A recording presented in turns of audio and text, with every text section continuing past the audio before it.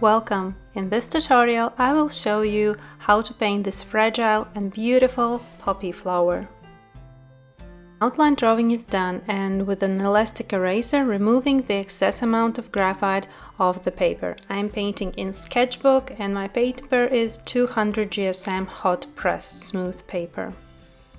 Watercolors I will be using lemon yellow, Indian yellow, Sennelier red, Perlin maroon, Perlin violet, permanent rose, sap green, Perlin green. And now let's mix watercolors. Starting with Indian yellow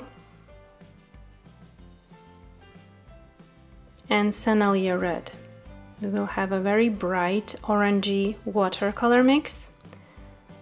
Separately Indian yellow, separately Sennelier red. You can use cadmium red, Windsor red, Perlin maroon with Sennelier red, a little bit more of Perlin maroon for deeper warm red watercolor mix. Separately permanent rose for the lighter parts of this poppy flower. And now we can start painting. Be sure that your water is clean after mixing watercolors, and I'm applying with round synthetic brush watery layer to the whole surface of this first front poppy flower petal. We see in the reference that it is facing us. The most part of this poppy flower is this one petal. And applying watercolors that I pre-mixed, putting permanent rose to the lightest parts. We see that there are many truly bright areas where the sun is shining on the surface, and Indian yellow for those areas that are in the shadow. Those folds on this flower petal are very obvious, and they are super warm because they are covered away from the light source, and light is shining through this very fragile poppy petal and creating warmth. First layer is quite watery, as you can see, and transparent. Applying everything very freely with round synthetic brush. I'm not going here for any precision with folds, and just major tonal values, color tones, putting in places. Lower part is the darkest one, where I'm adding mix of Perlin maroon and Sennelier red. Surface is still slightly moist, and I can push my watercolor, but it's not too watery. Watercolors are not floating around on their own. I'm everything pushing with this round synthetic brush. If we need somewhere to wipe out, for example now with clean and dry brush, I'm lifting watercolors in some areas that I see that are the lightest. From the reference, open the reference right beside the tutorial, follow along, look closely, observe. All the information that you need is in the reference. Wiping out again some areas that are in the reference super light. But again, this first layer should be really transparent. Just major color tones applied. A little bit darker area on the lower bottom part.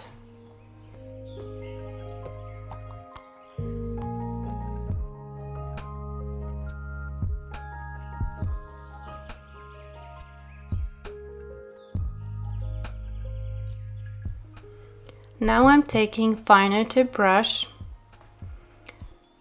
and the mix of watercolors that we pre-mixed, adding few areas that are the darkest ones, those folds that we see on the petal, and applying just a little touch of darker watercolors there. They are beautifully smoothing in this slightly moist surface. Taking a closer look, and that big fold that we see on the left side. This poppy flower and those folds that we are painting right now shouldn't be like 100% accuracy that you see in reference. Reference is the guidance, and those folds are quite chaotic around the whole surface of this petal. So just catch the feeling, catch the characteristic look of these folds and paint more freely. You can have some extra fold or maybe lesser amount of fold. Just follow the guidances. Obviously apply the bigger one, few of the small ones, and catch the feeling of those folds. Now I'm just placing few characteristic lines of these folds, nothing too precise, nothing too as the same as it looks in the reference. I'm playing around. The poppy flower is a very interesting subject to paint. You can really express brushstrokes through the painting and see how it goes. Now I'm applying petal veins, a darker, finer brushstroke, and smoothing the applied lines so it slightly smooths and gradually becomes lighter without any sharp finishing edges. I see in the reference that each petal vein has a darker shadow behind it, and then this shadow gradually becomes lighter. That's what I'm recreating right now, applying fine line of watercolors and instantly making it gradually smoother with a clean and dry brush.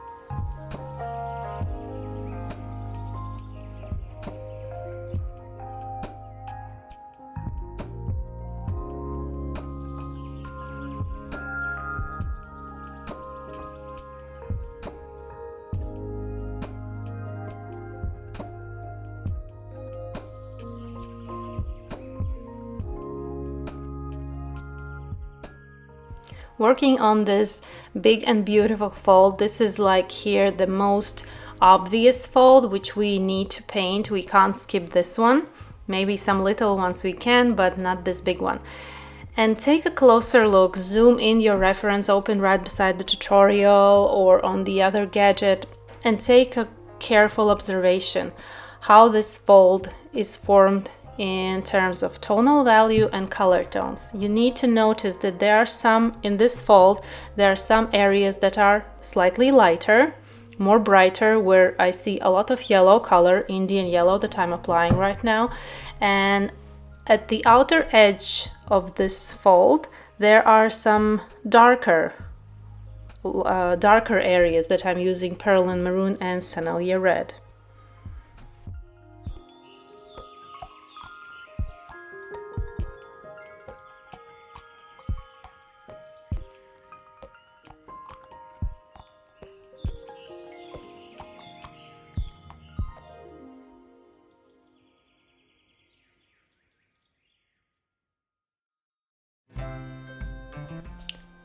Applying Indian yellow.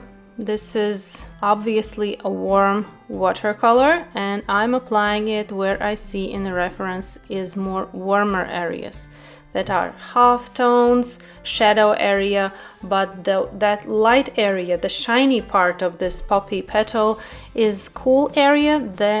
In that area I will not apply yellow color. I will stay this permanent rose. It is a perfect place for the lighter part.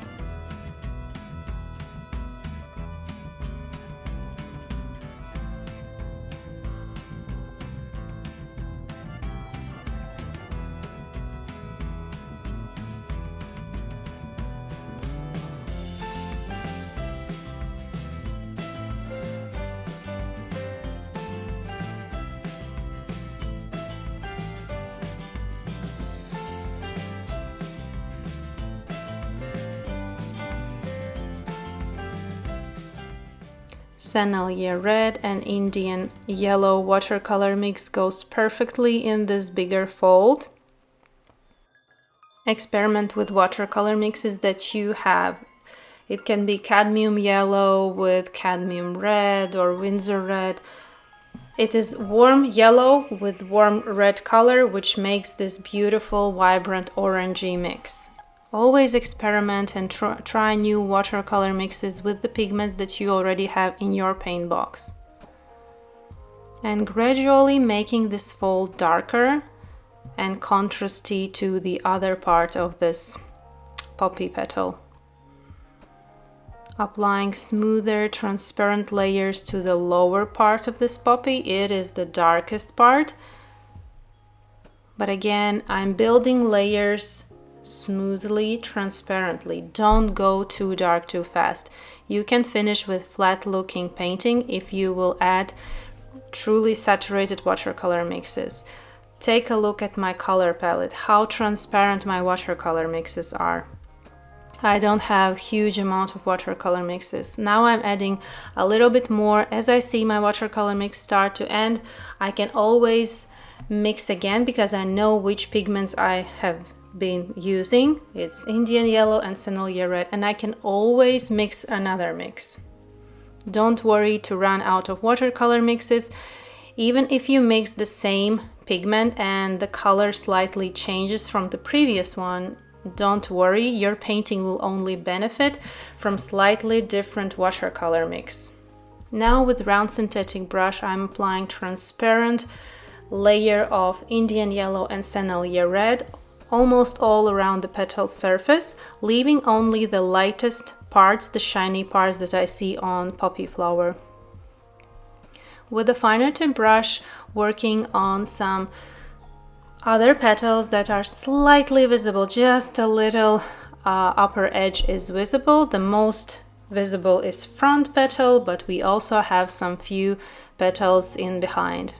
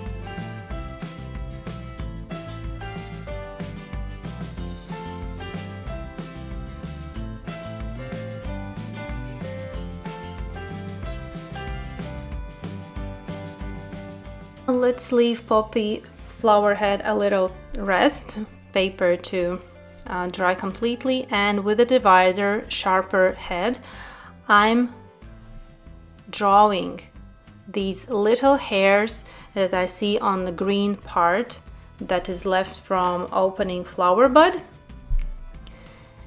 and I'm slightly scraping the surface of paper, marking these little hairs.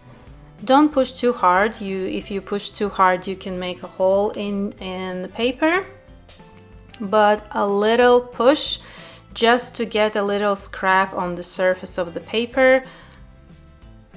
You can use an embossing tool, but be sure this really thin, like 0.5 millimeters at the head of embossing tool, but I use here divider because it has a really sharp head and I can make much thinner hairs. Now I'm taking green colored pencil toning the whole surface of this green part. And as I'm toning, those little hairs that I left with the divider are staying white. I'm trying this technique here for the first time, and it will be a mix of colored pencils and later on watercolors. Why I'm using colored pencil? Because when I did this with a sharp head of the divider, there are left little lines inside the paper that I scraped the surface of the paper.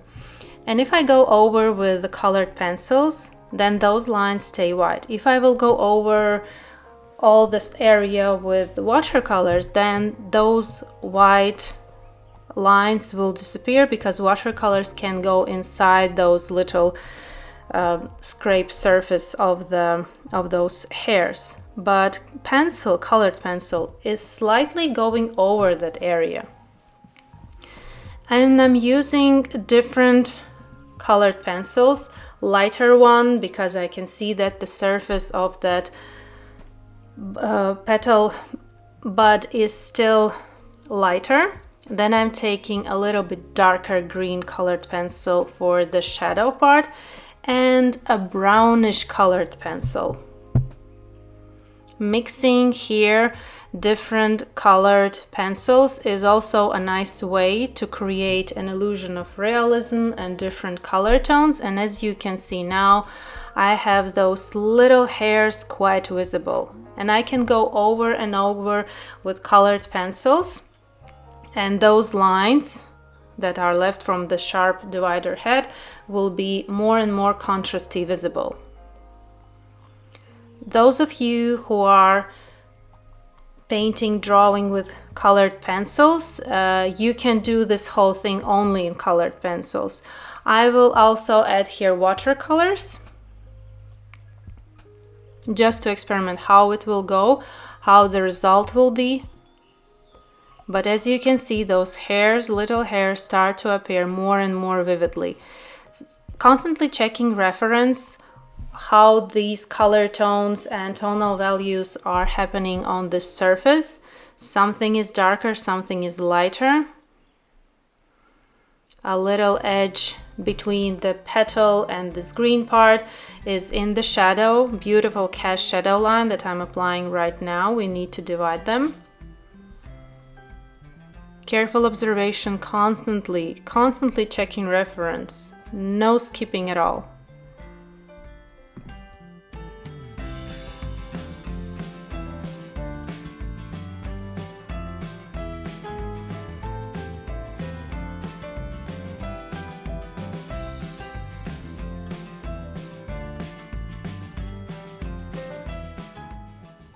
Zooming closer, and look how those little hairs are visible. Now with mechanical graphite pencil 0.3, which is super thin, I'm marking those hair parts that are stepping out of this green part, because right above this green part those hairs are contrasty, completely white.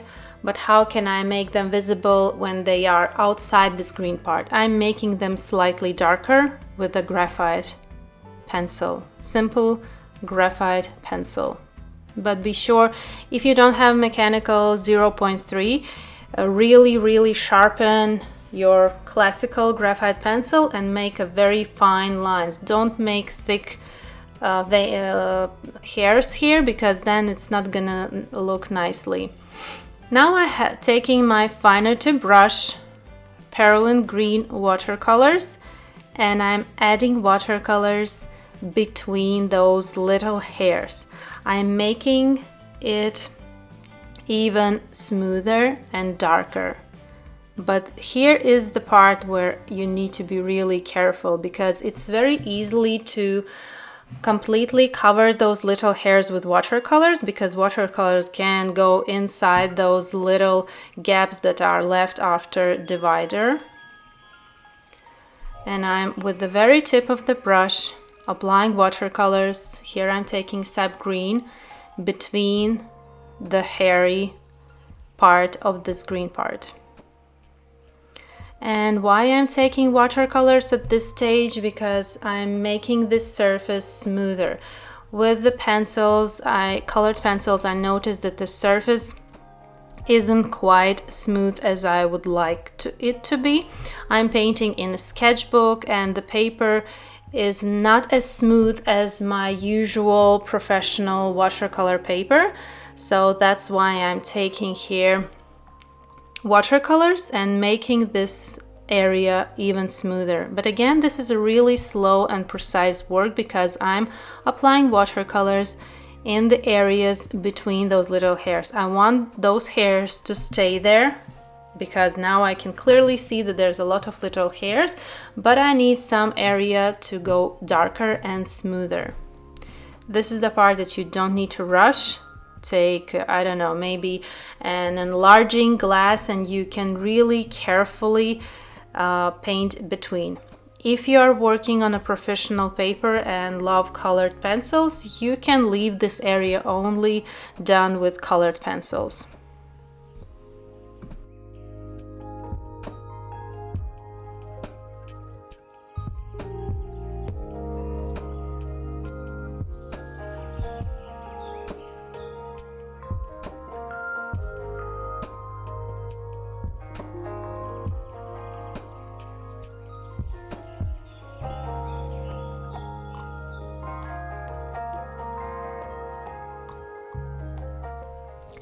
Now I'm taking round synthetic brush and watery amount of watercolors and going over the whole area, as you can see. And why I'm doing that? Because those hairs are not completely white like paper is. They have a really light touch of green in there. And when I'm applying the transparent layer of watercolors to the whole surface, I will still have visible hairs and the darker areas. With a finer tip brush, applying little hairs, ultramarine blue together with perlin green and sap green. Be sure to do it with the very, very tip of the brush so that those hairs are super fine. They should be really, really thin. Those hairs are so small. And this is the enlarged poppy head, but still we need to apply those hairs super, super thin in order to make it look natural and realistic.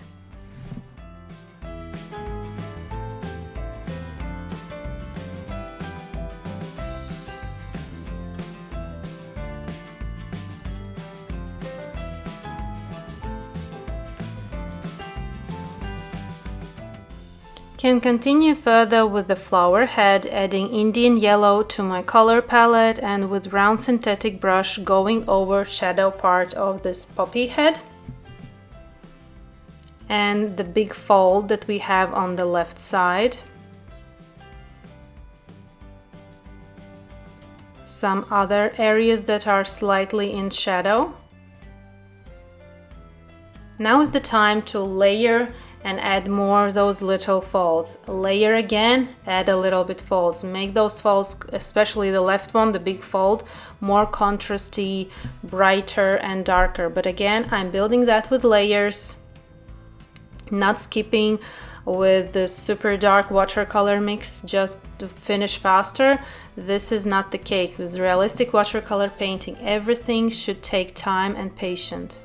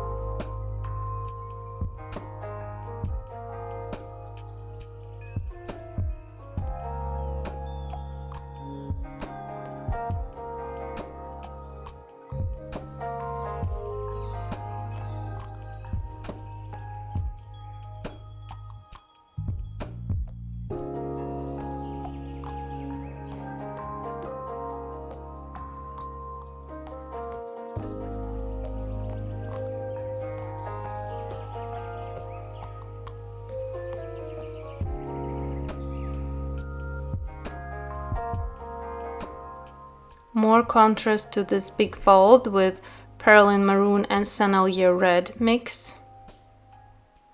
Comparing to the reference, this fold is much darker and looking brighter compared to the rest of the petal.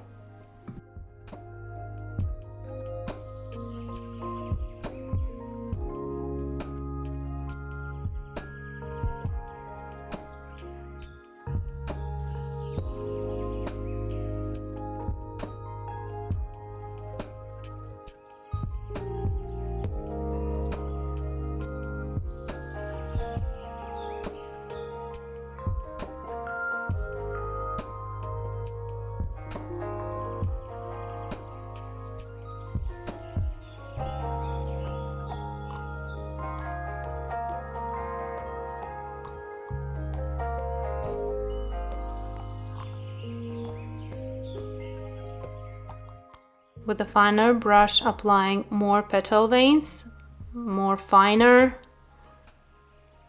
and looking at reference how those petal veins are formed, the direction of those veins. Careful observation is the key.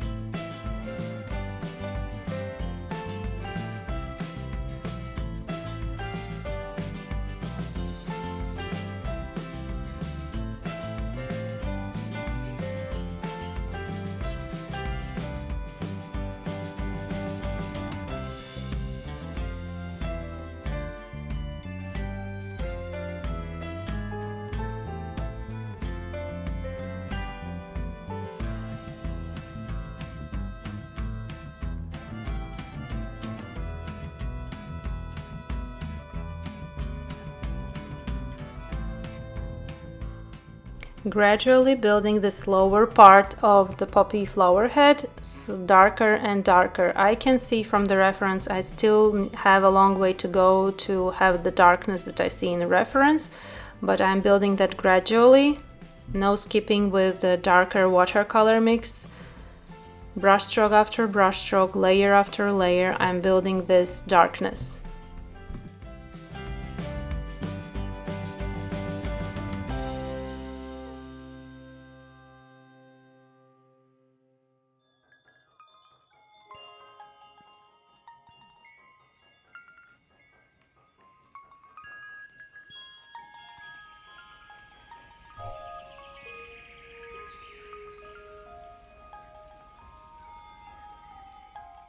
Round synthetic brush and a mix of Sennelier Red together with Indian Yellow.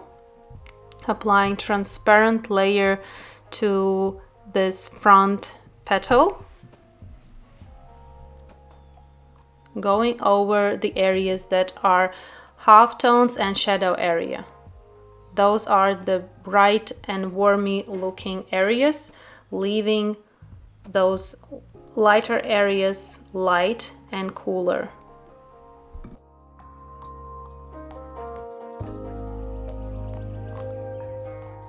Now applying permanent rose to my color palette. Again, very transparent amount, and with round synthetic brush going over with light touch of permanent rose, going over the lighter parts, the shiny areas that we see in the reference and have on our painting. Be sure that you, till this point, have lighter areas. Always leave light area wider from the very beginning, because layer after layer it will become smaller and smaller. As you can see from this painting, those light areas are slowly, gradually becoming smaller and reaching the size in the reference.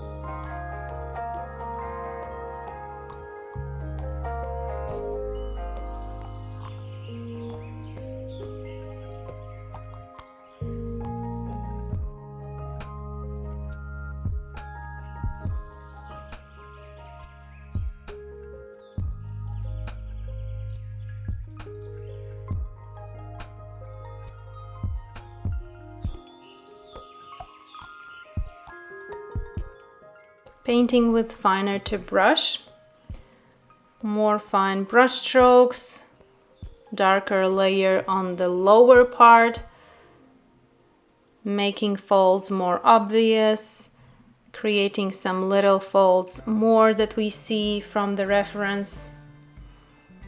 And again, I'm not recreating everything I see in reference. Maybe I'll even add some new fold. It's just a matter of catching that characteristic look of this poppy flower and how those folds are built, how the structure of those folds, they are not completely straight, they're not completely horizontal or vertical, they're quite chaotic. You need to catch this feeling of these folds as you look in the reference and try to recreate.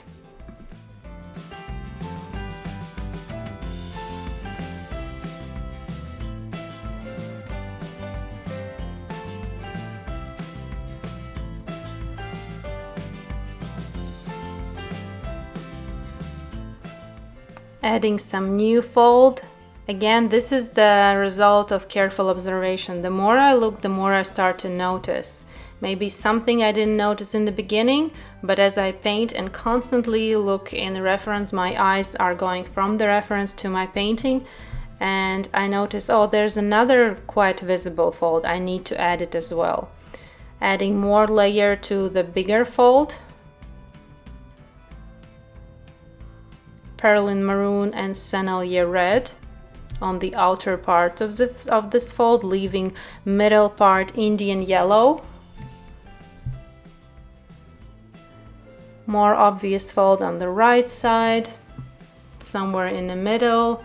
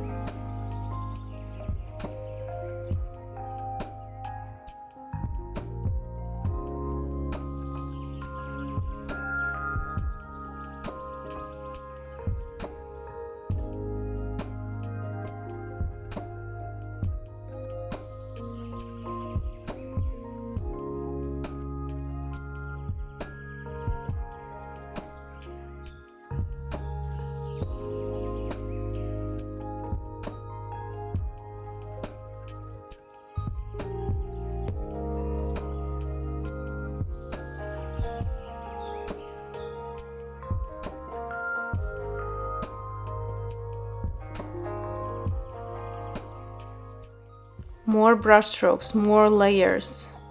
And this, the lower part where we see obvious petal veins, I'm leaving some area unpainted. This is where the petal vein is in the light area, and behind that petal vein is the shadow. So I'm leaving something lighter, something darker. Careful observation, slow process. Be sure that you wait between the layers to dry when you apply some greater amount of watercolors, but don't just sit and wait. And while I wait for other area to dry, I work on the other. Then I come back and add another layer. More folds, more darker lines, applying with finer tip brush. As I see in the reference, there's a lot of little folds and lines darker on this beautiful poppy. That's the characteristic look of poppy. There's a lot of these little folds and lines, and we need to recreate this look to make it look as it is a poppy. But again, I'm not looking at each fold in the reference as one individual subject. I really look at the whole poppy flower and the feeling that I see in those folds, the characteristic looks of these folds, and I am trying to recreate them. Transparent layer of Indian yellow, clean Indian yellow to the shadow parts of poppy. And now the area that I'm painting is completely dry and I can go over. I'm painting on a 200 GSM paper, and I need to give it time to rest in order to apply next layer. Don't push with multiple watery layers in one sitting. You can quite fast damage paper surface and finish up with a messy looking painting. It's a matter of technique, how you allow paper to rest, to dry, and when it is dry, it is ready to receive another layer of watercolors. Now let's do a stem part. From the reference, we can see that the stem is really hairy and quite light compared to the green part of the bud and flower in general. So I have the mix of ultramarine blue, perylene green, and I'm not watering layer. I'm going straight with the finer tip brush, creating little brush strokes, creating this little hairy looking surface of the stem, widening and drier brush, and have those brush hairs separate, and as I apply, then I have a lot of little hairy looking brush strokes. Right part of the stem is slightly darker, and that's where I'm making more darker brush strokes, creating the illusion of a hairy looking stem, and still I need to create the stem three-dimensional. That's why the right side is slightly darker and leaving the left side lighter, because that's where the light is shining on the stem and it's much lighter. Now I want to add more layers to the green part, make it more three-dimensional with the help of tonal values, making shadow area darker, but again, be careful by painting between those little hairs with the very tip of the brush.